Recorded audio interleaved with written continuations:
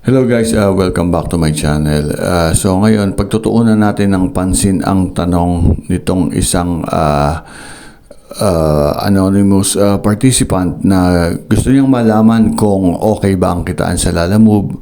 Pinakita niya yung truck niya, 2,000 kg FB. Gusto niyang malaman kung ito ba ay kikita.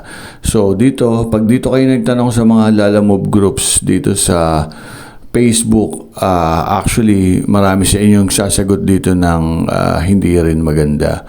Unang-una, kung ikaw ay naghahanap ng driver at gusto mong malaman kung magkanong boundary ang pwede mong hingin sa driver, marami diyang magre-reply or magko-comment sa comment section. Siyempre, yung mga driver, ayaw nila ng mataas na boundary.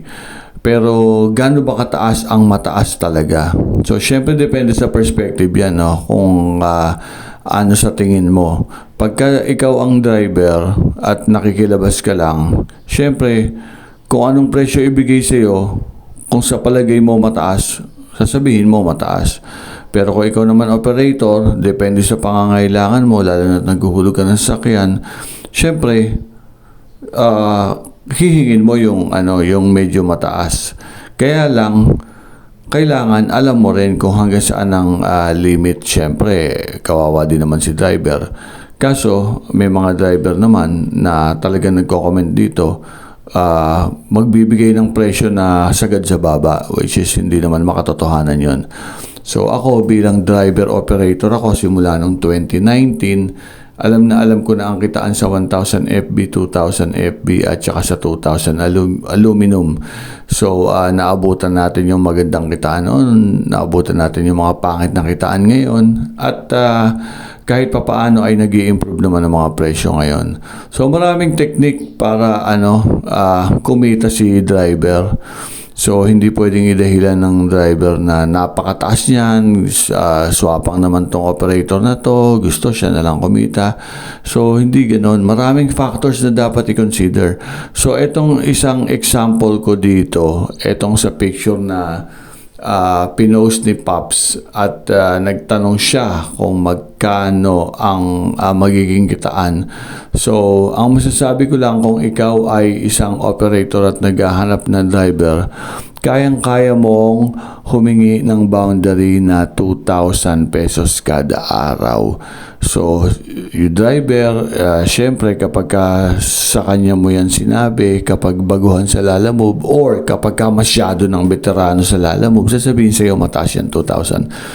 Pero maniwala ka sa hindi, lalabas yan yung 2,000 is lalabas siya ng mga 60% pa rin ng kayang kitain ng isang driver na matino at masipag sa maghapon. Yun for example, sa isang bagong driver ko na lumabas siya ng bandang mag-aalas 10 na yun, ng umaga, nakabalik siya ng mag-aalas 8. So, kinita niya halos ganyang halaga din kung ano yung boundary na hiningi ko, at nakapagbigay pa siya, nakapagpasweldo pa siya ng helper niya, nakapagpakarudo na yon.